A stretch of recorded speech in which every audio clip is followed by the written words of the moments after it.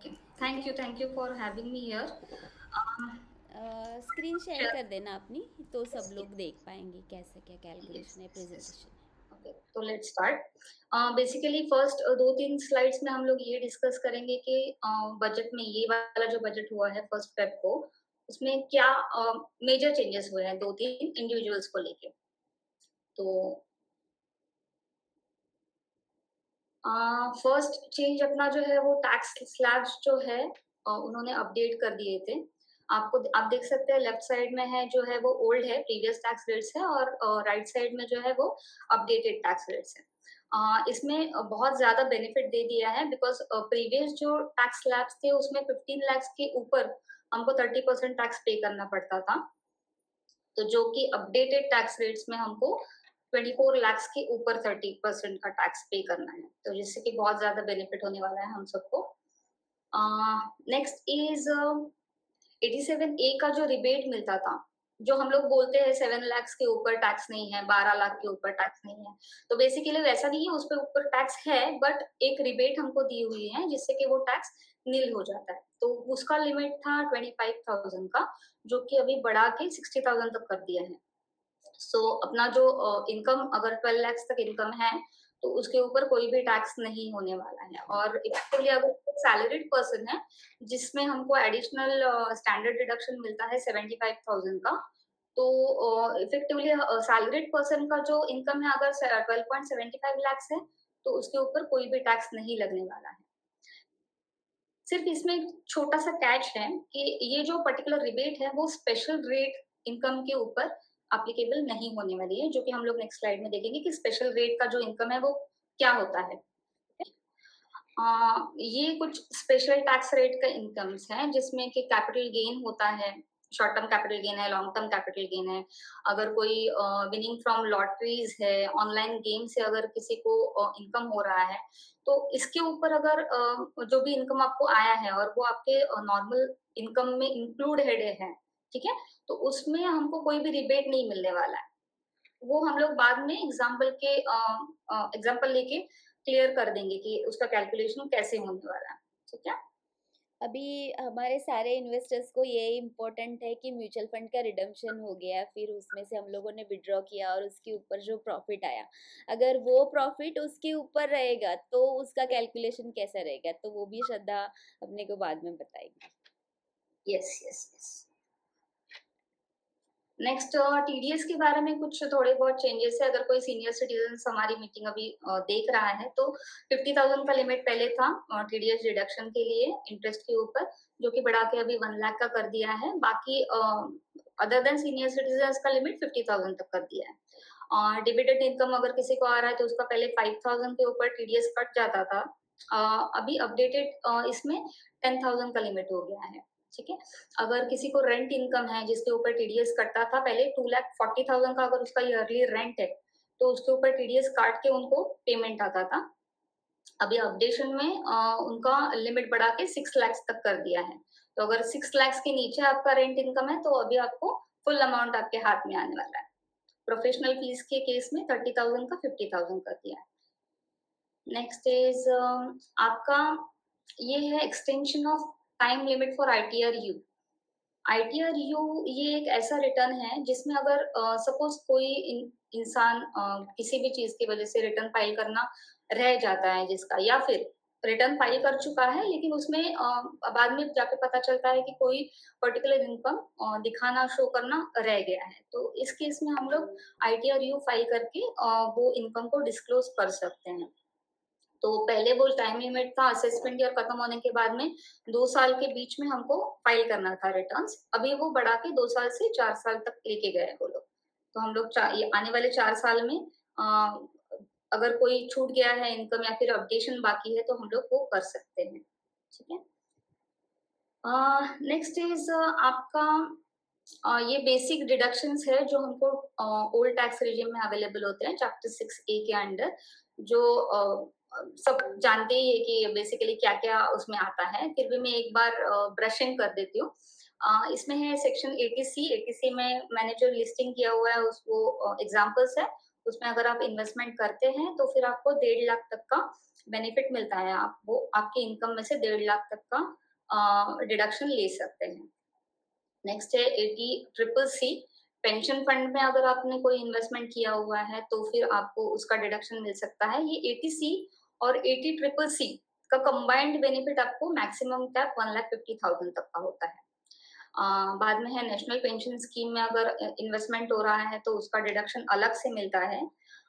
Additional deduction अगर additional आप अगर उसमें इन्वेस्टमेंट कर रहे हैं 50,000 तक का आपको बेनिफिट मिल सकता है। नेक्स्ट इज आपका अगर एम्प्लॉयर डिडक्शन कर रहा है, एम्प्लॉयर कंट्रीब्यूशन कर रहा है एनपीएस में आपके, तो उसका डिडक्शन अलग से मिलता है। हेल्थ इंश्योरेंस प्रीमियम के केस में आप 25,000 तक आपका खुद का स्पाउस का श्रद्धा, या डिपेंडेंट चिल्ड्रन का आप क्लेम कर अ, सकते हैं। अगर कोई person family member senior citizen है तो 50,000 तक इसका बेनिफिट मिलता है। पेरेंट्स के केस में आप 25,000 है और अगर पेरेंट सीनियर सिटीजन है तो आपको 50,000 तक का बेनिफिट मिल सकता है। और अगर कोई किसी का मेडिक्लेम नहीं है, सीनियर सिटीजन है, किसी का मेडिक्लेम नहीं है, तो उसका साल भर में होने वाला जो मेडिकल एक्सपेंसेस है, उसका बेनिफिट हम लोग क्लेम कर सकते हैं डिडक्शन में। वो मैक्सिमम 50,000 का होता है। सिर्फ इसमें कंडीशन ऐसी है कि आपको जो भी पेमेंट्स आप करते हैं मेडिकल एक्सपेंसेस के लिए, वो बैंक थ्रू होने चाहिए। कैश के एक्सपेंसेस हम लोग नहीं क्लेम कर सकते। नेक्स्ट इज आपका इंटरेस्ट ऑन एजुकेशनल लोन है। अगर हायर स्टडीज के लिए आपने एजुकेशन लोन लेके रखा हुआ है और चिल्ड्रन के लिए लेके रखा हुआ है, तो उसका उसकी ईएमआई में से जो इंटरेस्ट का पोर्शन है, जो भी पेमेंट हो रहा है इंटरेस्ट के लिए, उसका हम लोग डिडक्शन क्लेम कर सकते हैं।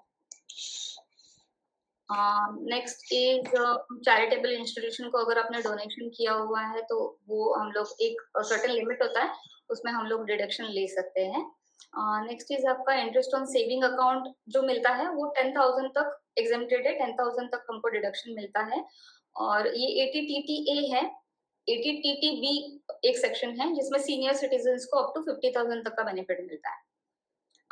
Next is ATU. अगर डिसेबल इंडिविजुअल है तो उसको अप टू 75,000 वो माइनस कर सकता है। अगर सीवियर डिसेबिलिटी है तो 1,25,000 तक का डिडक्शन हम लोग क्लेम कर सकते हैं। ये सब जो है वो ओल्ड टैक्स रिजिम में है। ठीक है। नेक्स्ट स्लाइड में हम लोग देखेंगे हम लोग न्यू टैक्स रिजिम में क्या क्या क्लेम कर सकते हैं। न्यू टैक्स रिजिम में भी थोड़े बहुत डिडक्शन दे के रखे हुए हैं जो ज्यादातर पता नहीं है। एक बार मैं आपको बता देती हूँ। इसमें स्टैंडर्ड डिडक्शन है वो तो सबको पता है, 75,000 तक हम लोग क्लेम कर सकते हैं। नेक्स्ट चीज आपका परक्यूजिट्स अगर आपको मिल रहा है, कोई अलाउंसेस या परक्यूजिट्स है ऑफिशियल पर्पस के लिए है, तो वो आप आपके न्यू टैक्स रिजिम में भी अगर आप हैं तो एक्सपेंसेस किया हुआ है, वो जो भी परक्यूजिट्स आपको मिले हैं, अलाउंसेस मिले हैं और आपने एक्सपेंस किए हैं, तो आप वो डिडक्शन में क्लेम कर सकते हैं। नेक्स्ट इज अगर आपकी लेट आउट प्रॉपर्टी, आपने आपकी प्रॉपर्टी रेंट पे दी हुई है और उसके ऊपर अगर लोन चल रहा है तो उसके इंटरेस्ट का बेनिफिट आप न्यू टैक्स रिजीम में भी क्लेम कर सकते हैं। नेक्स्ट इज आपका फैमिली पेंशन अगर चालू है तो फैमिली पेंशन में जो स्टैंडर्ड डिडक्शन दिया हुआ है वो आप क्लेम कर सकते हैं, 25,000 तक का वो है। बाद में गिफ्ट्स अप टू 50,000 वो तो एग्जेम्प्टेड है। जो भी रिटायरमेंट्स का बेनिफिट्स मिलता है, अगर कोई पर्सन रिटायर हो रहा है और रिटायरमेंट बेनिफिट्स मिला है उनको, ग्रेचुटी है, कमिटेड पेंशन, लीव एनकैशमेंट है, तो उसका भी exemptions available new tax regime में है। डेली अलाउंसेस हो गया, कन्वेंस अलाउंस हो गया, ट्रांसपोर्ट अलाउंस हो गया, वो भी आप न्यू टैक्स रिजिम में अब तो आपने जितना एक्सपेंसेस किया है हम लोग क्लेम। एक बेसिक कंपैरिजन है, अगर आपका आपका इनकम 12 लाख तक है तो हम लोग जाने ही वाले नहीं है कि हम ठीक है हमको एम्प्लॉयर को कोई सबमिशंस करना है, वो सबमिशंस करना प्रूफ, इन्वेस्टमेंट प्रूफ का, वो भी थोड़ा सा टीडियस जॉब होता है। तो अगर 12 लाख तक है तो हम लोग डायरेक्टली न्यू टैक्स रेजिम में जा सकते हैं। 12 लाख के ऊपर अगर आपका है इनकम, तो हमको कितना इन्वेस्टमेंट करना चाहिए कि हमको बेनिफिशियल होगा ओल्ड टैक्स रेजिम में जाना। तो ये एक चार्ट बना हुआ है रेडी रेकनर जैसा, आप चाहिए तो स्क्रीनशॉट ले सकते हैं इसका, जिसमें आपको पता चलेगा। ये मैं समझा देती हूँ। अगर 14 लाख तक का आपका इनकम है और आपका इन्वेस्टमेंट अगर 5,68,750 के ऊपर है तो आप ओल्ड टैक्स रिजिम में जा सकते हो। ओल्ड टैक्स रिजिम में आपका जो टैक्स बनेगा वो कम बनेगा न्यू टैक्स रिजिम से। तो बेसिकली ये उस हिसाब से बनाया हुआ चार्ट है। अभी हम लोग चलते हैं कैलकुलेशन की तरफ।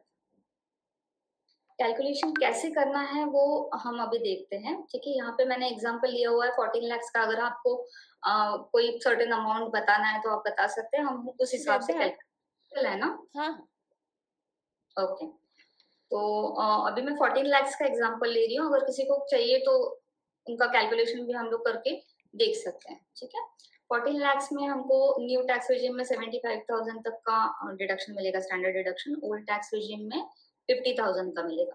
पहले मैं न्यू टैक्स रेजिम लेती हूँ। ठीक है, इसमें बाकी कुछ भी डिडक्शंस मैंने लिए हुए नहीं है, सिंप्लीफाई रखने के लिए कोई अदर इनकम भी ऐड किया हुआ नहीं है।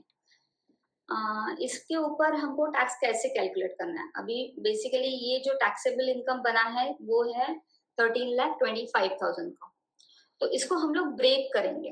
ठीक है, स्लैब रेट जो दिए हुए हैं नए टैक्स रिजीम में वो है 0 to 4, 4 to 8 lakhs, 8 lakhs to 12 lakhs, 12 lakhs to 16 lakhs।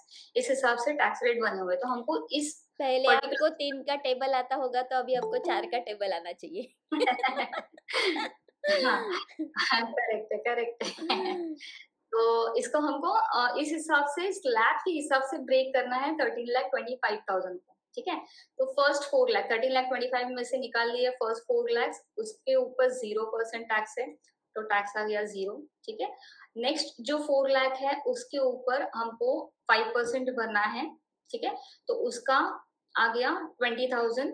4 lakh के ऊपर 20,000, जो डिफरेंस अमाउंट है उसके ऊपर हमको टैक्स रेट अप्लाई करना है। ठीक है, उसके बाद में नेक्स्ट स्लैब है वो है 8 लाख से 12 लाख तक का। वो भी डिफरेंस 4 लाख है। 4 लाख के ऊपर 10% एप्लीकेबल होगा, जिस जो की अमाउंट आएगा 40,000 रुपीज।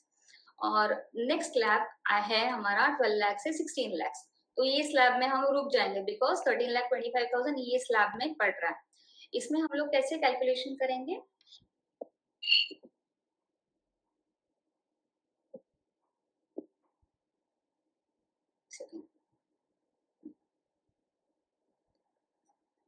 13,25,000 में से हम लोग 12 लाख निकाल देंगे। ठीक है, 1,25,000 आ गया, उसके हम ऊपर हम लोग 15% अप्लाई कर देंगे।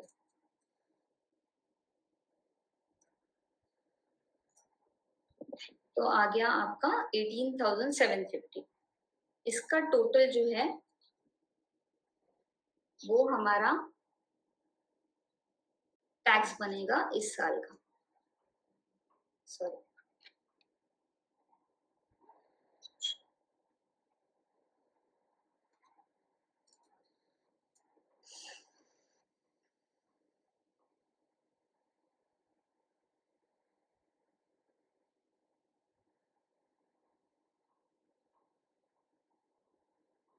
$78,750 इसका टोटल हो जाएगा अपना टैक्स, न्यू टैक्स रिजीम के हिसाब से। ठीक है, समझ में आ गया। सबको क्लियर है? किसी को कुछ डाउट रहेगा तो पूछ लेना। Yes, yes, it is clear. Up to now, it is clear. Thank you. Okay, इसके ऊपर हमको सेस भी भरना पड़ता है 4% का। वो ओल्ड टैक्स रेजिम और न्यू टैक्स रेजिम में सेम है, तो हम लोग उसकी तरफ नहीं जाते हैं आज। ठीक है, अभी हम लोग देखेंगे ओल्ड टैक्स रेजिम में हमको कैसे कैलकुलेशन करना है। इसमें हमको स्टैंडर्ड डिडक्शन दिया हुआ है 50,000 का, तो आफ्टर स्टैंडर्ड डिडक्शन 13,50,000 बना। प्रोफेशनल टैक्स हमारा जो डिडक्शन होता है वो होता है 2,500 का, तो वो मैंने लिया हुआ है। अगर किसी का एचआरए है, एचआरए क्लेम करना चाहता है तो वो भी इस केस में हम लोग क्लेम कर सकते हैं ओल्ड टैक्स रेजिम में। श्रद्धा, तो न्यू रेजिम के लिए नहीं होता है क्या ये टैक्स? नहीं, प्रोफेशनल टैक्स नहीं होता। न्यू रेजिम में आईटीआर भर रहे तो नहीं है? ओके, सॉरी, नहीं, यहाँ न्यू रेजिम में नहीं लिया है तो न्यू रेजिम में नहीं है। नहीं है। हाँ, न्यू रेजिम में जो नहीं लिया हुआ है वो नहीं है, अवेलेबल नहीं है। ठीक है, ठीक, थैंक यू। अभी इसमें प्रोफेशनल टैक्स माइनस कर दिया 2,500। किसी ने इन्वेस्टमेंट करके रखा हुआ है एटीसी के अंडर, वो 1,50,000 हो गया। मेडिकल इंश्योरेंस किया हुआ है तो 25,000 ले लिया। इंटरेस्ट ऑन हाउसिंग लोन है जो सेल्फ ऑक्यूपाइड है उसका 2 लाख का डिडक्शन ले दिया। और अदर डिडक्शन में अगर किसी ने एनपीएस में इन्वेस्टमेंट करके रखा हुआ है 50,000 का, तो वो एग्जाम्पल के लिए ले लिया हम लोगों ने। टोटल अपना जो डिडक्शन बनने वाला है वो होने वाला है 4,27,500। ठीक है, अभी नेट हमारा जो टैक्सेबल इनकम होने वाला है वो होने वाला है 9,22,500। कैसे बना? 13,50,000 माइनस 4,27,500। ठीक है, अभी इस पे हम लोग ओल्ड टैक्स रिजीम के हिसाब से कैलकुलेशन करेंगे। ओल्ड टैक्स रिजीम का जो स्लैब्स था वो था 0 to 2,50,000 0%, 2,50,000 से लेके 5 लाख तक 5%, 5 लाख से लेके 10 लाख 20% और 10 लाख एंड अबाउ 30%। ठीक है, तो उस हिसाब से हम लोग अभी इसका भी ब्रेकअप करेंगे। कैसे करेंगे? 0 to 2,50,000 में जीरो जीरो अमाउंट आने वाला है। ठीक है, नेक्स्ट है 2,50,000 से लेके 5 लाख तक का इनकम, तो उसके ऊपर डिफरेंस है अपना 2,50,000, 5 लाख माइनस 2,50,000, 2,50,000 डिफरेंस है, उसके ऊपर 5% 12,500 आपका हो गया ये नेक्स्ट स्लैब का रेट। ठीक है, बाद में बचा हुआ जो अमाउंट है अपना इनकम कितना बना था? 9,22,500 का इनकम बना था। तो हमको अभी नेक्स्ट स्लैब में क्या करना है? हमको नेक्स्ट स्लैब में करना है 9,22,500 माइनस 5 लाख, वो हो गया 4,22,500। उसके ऊपर हमको 20% रेट अप्लाई करना है, जो कि अमाउंट बनता है हमारा 84,500 का। ठीक है, तो ये जो टोटल है, ये टोटल अमाउंट हमको एज अ टैक्स बनने वाला है ओल्ड टैक्स रिजिम में 97,000। ठीक है, अभी आप क्लियरली देख सकते हैं यहाँ पे ओल्ड टैक्स रिजिम में इतना सारा इन्वेस्टमेंट करके रखा हुआ है, फिर भी न्यू टैक्स रिजिम ज्यादा बेनिफिशियल हो रहा है इस केस में। तो ये क्लियर है आपको? यानी यहाँ पे आपको टैक्स के लिए भी पैसा बाजू में रखना है, उसके ऊपर भी टैक्स ज्यादा भरना है। वेरेज ओल्ड रेजिम में आपको जो 80C में भरना है, 80D में तो खैर आप भरोगे ही, लेकिन 80C में जो भर रहे हैं वो पैसा भी आपको एक्सपेंसेस के लिए मिल जाएगा, प्लस आपका टैक्स भी कम भरना पड़ेगा, तो आप वो पैसा एक्चुअल में सेव कर सकते हैं। करेक्ट। एंथनी को कुछ पूछना है। हाँ एंथनी बोलो ना। श्रद्धा, यहाँ पे हम होम लोन का भी डिडक्शन ले सकते हैं, राइट? हाँ, होम लोन का डिडक्शन न्यू टैक्स रिजिम में ले सकते हैं। एंड ओल्ड टैक्स रिजिम में? ओल्ड टैक्स रिजिम में ले सकते हैं। हाउसिंग लोन का जो इंटरेस्ट का जो है डिडक्शन, ओके, वो ओके। और क्या हम कैलकुलेशन को एक बार जैसे आप स्टार्ट में बोल रहे थे, because I am just trying to refer to the first slide जो आपने पीपीटी में दिखाया था। ओके, जो आई थिंक सो 24 के ऊपर 24 लाख के ऊपर समथिंग एक स्टैंडर्ड 30% डिडक्शन है, right? If you just run through this entire around 24 lakhs 24 lakhs 24 या फिर अराउंड फिगर 25 lakhs के ऊपर हम लोग करते हैं वर्कआउट। 25 lakhs के ऊपर करना है। ओके, हाँ ठीक है, 25 lakhs के ऊपर करते हैं। ठीक है, आप चाहिए तो बोल भी सकते हैं कौन सा डिडक्शन मुझे क्लेम, मतलब आप क्लेम करना चाहते हैं, तो हम लोग उस हिसाब से मॉडिफाई कर लेंगे इसको। नहीं, मैं जस्ट स्टैंडर्ड वाइज देखना चाहता हूँ कि डिफरेंस क्या आ रहा है करके। ओके, क्योंकि हर एक का इन्वेस्टमेंट तो अलग है। करती हूँ अभी। ये जो डिडक्शन लिए हुए हैं 1,50,000, 25,000, 2 लाख हाउसिंग लोन का इंटरेस्ट और अदर डिडक्शन 50,000, ये मैं सेम रखती हूँ। ठीक है, अभी आपका न्यू टैक्स रिजिम में आपका 25 lakhs माइनस 75,000 टैक्सेबल इनकम बनता है 24 lakhs 25,000, जिसके ऊपर टैक्स हम लोग कैलकुलेट करते हैं अभी। ठीक है, इसको हम लोग बाइफरकेट कर लेंगे। ये तो हमको 4 lakhs के ऊपर सारे रेट एप्लीकेबल होने वाले हैं, बिकॉज हमारा जो हायर स्लैब में इनकम जा रहा है न्यू टैक्स रिजिम में 24 lakhs 25,000। ठीक है, तो हम लोग वैसे करते हैं। ये हो गया आपका 4 lakhs के ऊपर 5%, 4 lakhs के ऊपर 10%, 15%, 20%, 25%। ठीक है, जितना भी इनकम 24 lakhs के ऊपर जा रहा है जो है 25,000, उसके ऊपर आएगा 30%, 7,500। तो आपका टैक्स बनेगा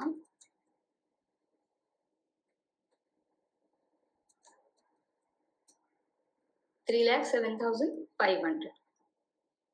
न्यू टैक्स रेजिम में, ठीक है। Okay. अभी ओल्ड टैक्स रेजिम में देखते हैं हम लोग। ओल्ड टैक्स रेजिम में आपका टैक्सेबल इनकम हो रहा है 20,22,500, ठीक है। तो इसको हम लोग कैसे कैलकुलेट करेंगे?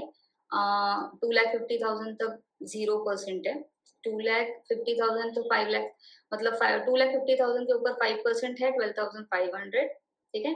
और उसके बाद में जो बाद का जो स्लैब है उसका डिफरेंस है 10 लाख माइनस 5 लाख। 5 लाख के ऊपर 20% आएगा, ठीक है, जो है 1 लाख रुपीज हो गया। और 10 लाख के ऊपर जितना भी इनकम जा रहा है उसके ऊपर आएगा 30%। तो 20 लाख 22,500 माइनस 10 लाख 22,500, उसके ऊपर आएगा आपका 30%। तो ये हो गया आपका 4,19,250।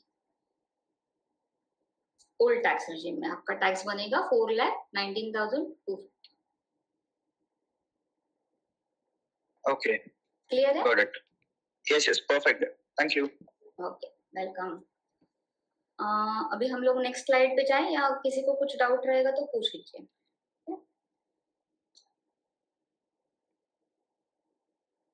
अब हम देखते हैं जो मेन पॉइंट था हमारा, स्पेशल रेट के ऊपर हमको रिबेट मिलने वाला नहीं है ना। तो उसका एक एग्जांपल देखते हैं। सपोज आपका सैलरी इनकम है 6 लाख और शॉर्ट टर्म कैपिटल गेन से आपको मिला है 6 लाख का इनकम, टोटल हो गया 12 लाख। तो 12 लाख के ऊपर कोई टैक्स नहीं है, हमारे दिमाग में फीड हो चुका है, लेकिन ऐसा नहीं है।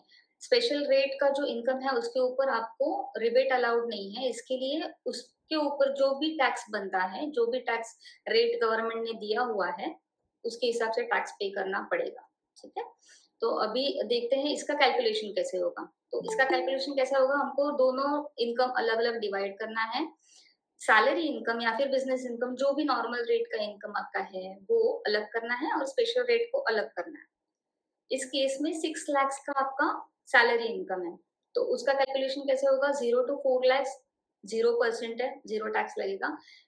4 to 6 लाख में आपको 5% लगने वाला है, तो वो 6 लाख माइनस 4 लाख, उसके ऊपर 5%, तो आपका आएगा 10,000 रुपीज। 10,000 रुपीज पे हमको रिबेट क्लेम करने को मिलेगा, तो वो 10,000 रिबेट में चला जाएगा। इफेक्टिव टैक्स आपका आएगा 0, ठीक है, क्लियर है। नेक्स्ट है शॉर्ट टर्म कैपिटल गेन 20% के ऊपर हमको पे करना रहता है। तो 6 लाख के ऊपर 20% कितना बनता है? 1,20,000। ये केस में हमको रिबेट अवेलेबल नहीं है, तो रिबेट अवेलेबल नहीं होगा, हमको पेमेंट करना पड़ेगा नेट टैक्स 1,20,000 का। श्रद्धा, अभी मुझे एक पूछना है कि समझो अभी कोई रिटायर है, उनको पेंशन नहीं है और हम लोगों ने उनको कुछ बेसिक्स उन्होंने एफडीज में रखे हुए हैं, जिसका उनको से फॉर एग्जांपल हर महीने का कुछ 10-15 हज़ार रुपया से हम लोग फॉर एग्जांपल लेते 10,000 रुपया इंटरेस्ट आ रहा है, दैट इज़ 1,20,000। अभी उनको हम लोग म्यूचुअल फंड से सिस्टमेटिक विड्रॉवल दे रहे हैं, तो एवरी ईयर से सपोज हम लोग उनको एवरी मंथ का 50,000 रुपया सिस्टमेटिक विड्रॉवल से अकाउंट में आ रहा है, जो कि ये पूरे साल का 6 लाख रुपया होता है। तो 1,20,000 इंटरेस्ट हो गया, और ये जो 6 लाख रुपया है ये जो भी उनको सिस्टमेटिक विड्रॉवल से आ रहा है उसमें से 2 लाख उनका कैपिटल है और 4 लाख उनका प्रॉफिट है, जबकि उसमें से 1,25,000 तो टैक्स फ्री है जो इक्विटी से आया। तो उसका कैलकुलेशन कैसे होगा? क्योंकि जितने भी मेरे इन्वेस्टर्स हैं उनको मैंने सिस्टमेटिक विड्रॉवल से उनका रिटायरमेंट प्लानिंग हम लोगों को करना है, तो बाय द टाइम ये सब लोग रिटायर होंगे, अभी 10-15 साल और है, तो ये 12-15 का तब तक हो सकता है 25-50 कुछ जितना ज़्यादा हो उतना अच्छा, तो उनको ज़्यादा से ज़्यादा टैक्स फ्री हाथ में आएगा, तो they will feel good now कि हाँ चलो हम लोग ये जो इन्वेस्टमेंट, तो उसका कैलकुलेशन कैसे होगा? एक सेकेंड ना, आपने बोला 1,20,000 का जो है इंटरेस्ट आ रहा है, क्योंकि कुछ तो एफडीज में रखेंगे या तो कुछ तो उनको पेंशन रहेगा, कुछ ना कुछ तो रहेगा ही। तो हम लोग एग्जांपल के लिए ले रहे हैं कि 10,000 उनको वहां से आ रहा है जो कि इंटरेस्ट इनकम है। करेक्ट है। अभी यहाँ पे हम लोग लेते हैं 1,20,000, है ना? हाँ, जो कि इंटरेस्ट एफडी का इंटरेस्ट है। अदर इनकम लिख देती हूँ मैं यहाँ पे, अच्छा, है ना?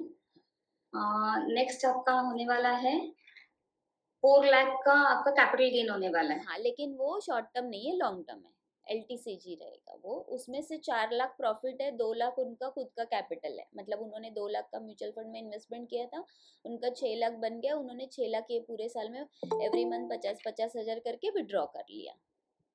हाँ, तो ये 4 लाख आपका लॉन्ग टर्म कैपिटल गेन हो गया, वो हो गया आपका 12.5%। उसमें से भी अपने को 1,25,000 टैक्स फ्री है, राइट? करेक्ट, लेस आपका एक्सेम्प्ट।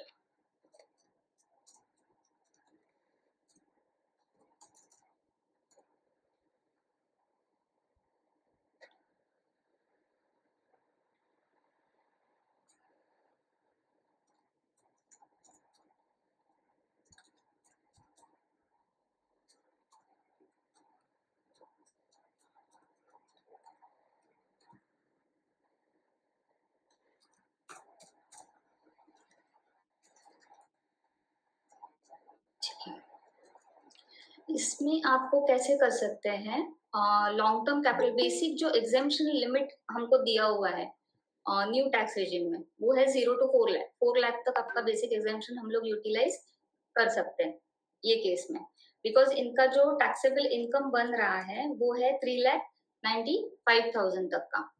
तो 0 to 4 लाख का बेसिक एग्जेम्पशन दिया हुआ है गवर्नमेंट ने, तो इस केस में हमको कोई भी टैक्स नहीं पे करना है, ठीक है? अगर ये बढ़ के जाता था 6 लाख, तो 4,95,000 तक का टोटल इनकम हो गया। इसमें से हम लोग बेसिक एग्जेम्पशन माइनस कर सकते थे, तो इफेक्टिव इनकम आपका नेट इनकम आ गया आपका 1,95,000। उसके ऊपर हमको पे करना रहेगा 12.5% के हिसाब से। क्लियर है? या, थैंक यू, थैंक्स। ठीक है, और कुछ कोई क्वेरी रहेगा तो, या फिर मैं नेक्स्ट इसमें बढ़ जाती हूँ। हाँ, you take next one. Okay, next है एक कॉन्सेप्ट इंट्रोड्यूस किया है गवर्नमेंट ने, मार्जिनल टैक्स रिलीफ करके।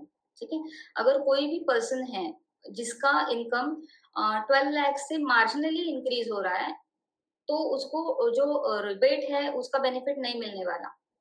तो इस केस में गवर्नमेंट ने एक बेनिफिट दिया हुआ है मार्जिनल टैक्स रिलीफ का, जिसमें कि कॉन्सेप्ट ऐसा है कि अगर कोई ये एग्जांपल के हिसाब से हम लोग समझते हैं, अगर कोई मिस्टर ए है जिसका सैलरी है 12 लाख, ठीक है, तो उसको टैक्स आएगा 60,000, रिबेट वो क्लेम करेगा 60,000, टैक्स पेबल रहेगा 0, और उसका टेक होम सैलरी रहेगा 12 लाख रुपीज, है ना? मिस्टर बी के केस में कैसे हो रहा है, 12,10,000 होने की वजह से उसका टैक्स बन रहा है 61,500, लेकिन हमको पता है 12 लाख तक ही रिबेट अलाउड है, तो क्या उसको 61,500 भरना पड़ेगा? तो ऐसा नहीं है, उसको एक मार्जिनल रिलीफ गवर्नमेंट देती है, जो है आपका जितनी अमाउंट से 12 लाख से ऊपर जा रहा है इनकम, उतना ही आपको टैक्स पे करना है। अभी ये केस में 12,10,000 अमाउंट है, तो मिस्टर बी को सिर्फ 10,000 का ही टैक्स भरना है, बाकी का जो डिफरेंस अमाउंट है 51,500 का, वो as a marginal relief claim कर सकते हैं। तो इफेक्टिवली मिस्टर बी का भी टेक होम सैलरी हो जाएगा 12 लाख रुपीज। ठीक है, ये सबके समझ में आ गया? दिस इज समथिंग हम लोगों को नहीं पता होता है। हम लोगों को लगता है कि अरे 12 लाख से ऊपर चला जाएगा तो उसको ज़्यादा सैलरी भरनी है, और 12 लाख है उसको कम। तो ये एक एक्स्ट्रा फीचर है। जिसमें अगर आपका सैलरी है, मतलब ये कब कौन सी सैलरी तक हम लोग कौन से अमाउंट तक इसको क्लेम कर सकते हैं, तो ये नॉर्मल कैलकुलेशन करके 12,70,588 तक का अगर आपका सैलरी है, तो उस केस में आपको उतना ही टैक्स भरना है, मतलब 70,580 भरना है। 12 लाख तक आपका टेक होम सैलरी बन जाएगा, तब तक आप मार्जिनल रिलीफ क्लेम कर सकते हैं। अगर 12,70,000 से ऊपर चला गया तो मार्जिनल रिलीफ नहीं मिलेगा, बिकॉज वो जो अमाउंट है वो क्रॉस हो जाता है, ठीक है। Thank you. Now you can take further. That's it. अगर किसी को कुछ क्वेश्चंस है और तो हम लोग ले सकते हैं। और किसी को कुछ पूछना है तो आप अपने आप को अनम्यूट करके क्वेश्चन पूछ सकते हैं।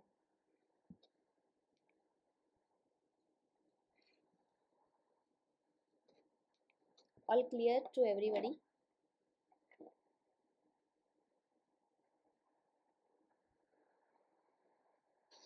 मैम एक क्वेश्चन था, ये ओल्ड टैक्स और न्यू टैक्स रेजिम के मतलब इट वाज रिगार्डिंग दैट। तो अगर for example salary is in the range of 40 plus and home loan है, रेंट है, तो then should we go as a norm should we go for old tax regime और new tax regime? मतलब किसमें benefit ज्यादा मिल सकता है? Benefit के लिए आपको जो मैंने आपको कैलकुलेशन दिखाया ना, अब अगर 40 प्लस है आपका,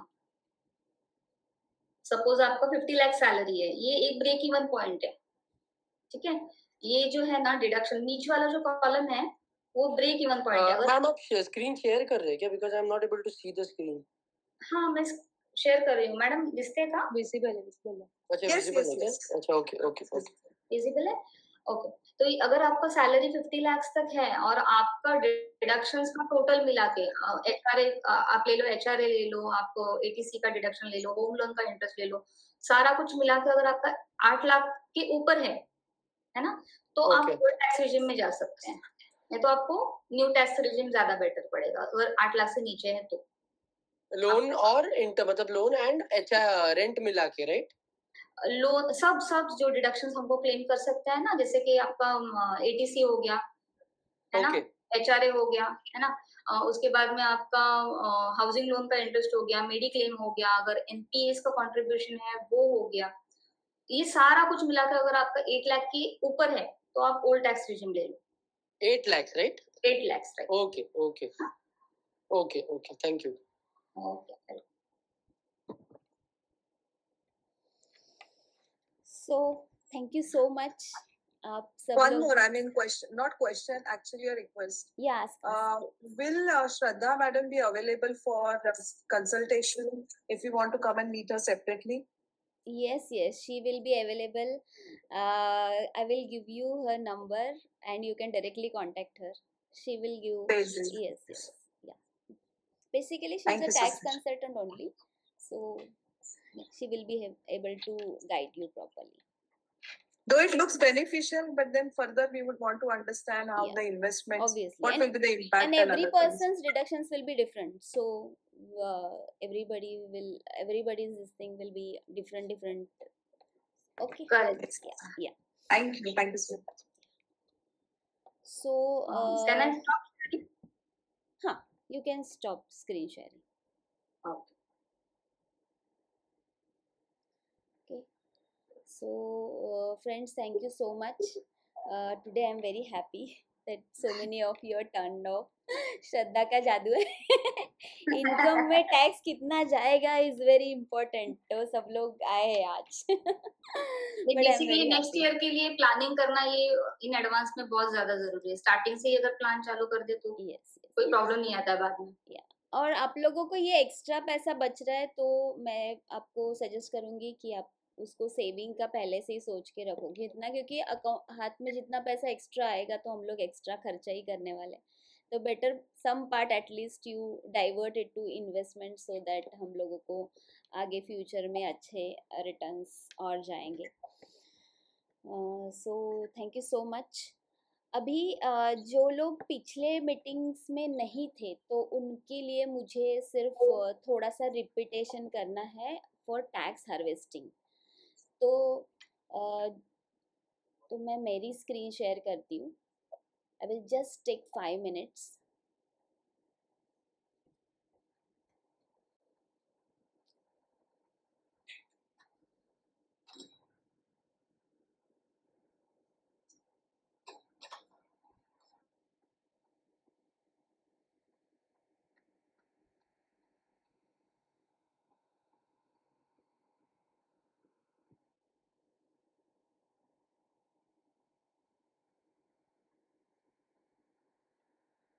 आप में से कितने लोगों को टैक्स हार्वेस्टिंग पता है? Anybody knows tax harvesting?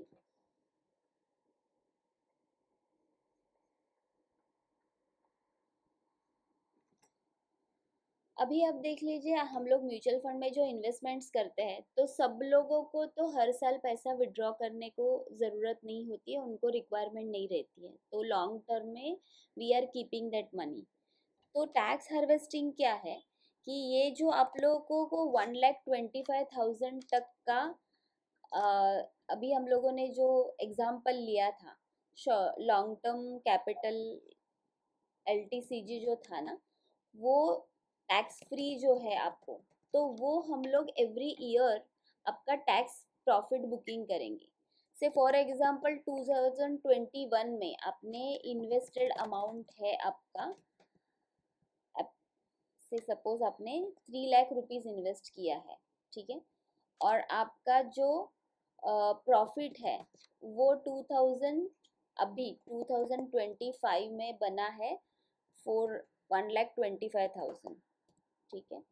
तो ये आपका, अगर आप विड्रॉ करते हो तो आप 4,25,000 विड्रॉ करोगे, तो यहाँ पे ये 1,25,000 टोटली टैक्स फ्री हो जाएगा 2025 में। लेकिन आपको पैसे की ज़रूरत नहीं है तो आपने ऐसा कुछ किया नहीं, या फिर ऐसा है कि आपने जब भी लगा वो विड्रॉ किया, वो पूरा 1,25,000 नहीं है, 1 लाख ही है या 25,000 ही है, वॉट एवर अमाउंट, तो ये 4,25,000 हम लोग विड्रॉ करेंगे और सेम फंड में हम लोग उसको 2025 में इन्वेस्ट करेंगे। तो ये जो अमाउंट इन्वेस्टेड यहाँ पे वापस आ जाएगा।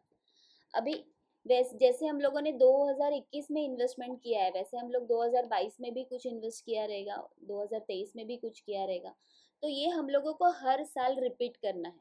तो इससे क्या होगा, अभी ये फाइनेंशियल ईयर में भी ये मार्जिन को अभी सेम ही रखिए, अगर आगे जाके फाइनेंस मिनिस्टर इसको बढ़ाती है तो हम लोग और ज़्यादा फाइनेंस का ये जो टैक्स हार्वेस्टिंग है और ज़्यादा करेंगे।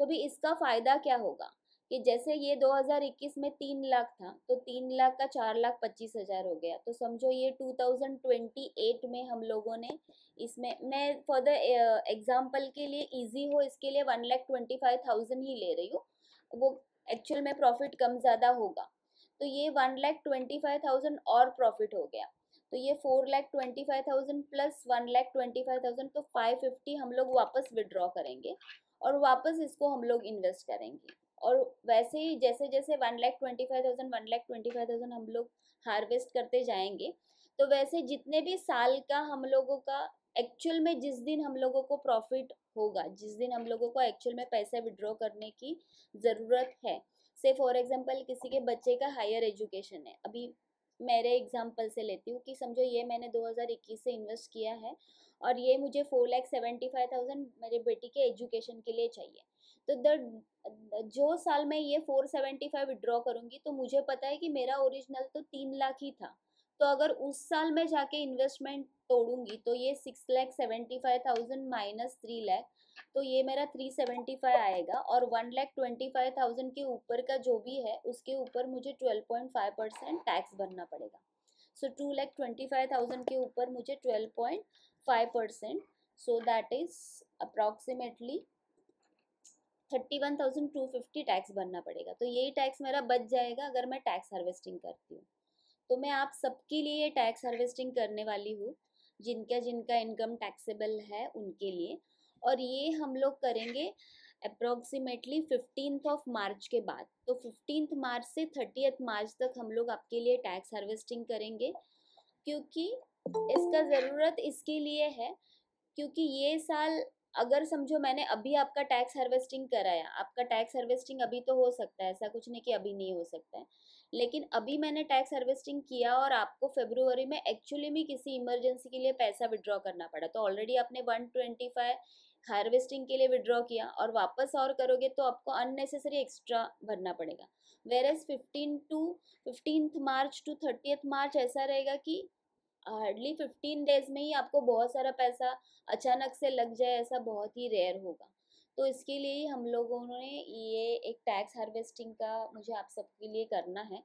तो तभी हम लोग सब लोग को फ़ोन करे बताए, तो इससे अच्छा है कि आपको ये थोड़ा आइडिया हो। इसके लिए हम लोगों ने ये टैक्स हार्वेस्टिंग के लिए भी एक लिया था, सेम मीटिंग लिया था संडे को 5 o'clock, बट ज़्यादा लोग नहीं आए थे, तो अभी आप इतने लोग आज आए हो तो इसके लिए मैंने आपको ये टर्म्स भी समझा दिया है। ठीक है, हाँ बोला ना। हाँ, इसमें अगर हम लोग पैसे निकाल लेते हैं और बाद में वापस इन्वेस्ट करते हैं तो जो कंपाउंडिंग इंटरेस्ट का जो बेनिफिट है पे असर नहीं होगा? क्या चीज़ का? अगर मैं 2018 से इन्वेस्टमेंट कर रहा हूँ और अभी रिटर्न अमाउंट हम लोग निकाल रहे हैं हार्वेस्टिंग के लिए, जो कंपाउंडिंग इंटरेस्ट का बेनिफिट मुझे मिलना चालू होगा तो उसके ऊपर असर नहीं होगा?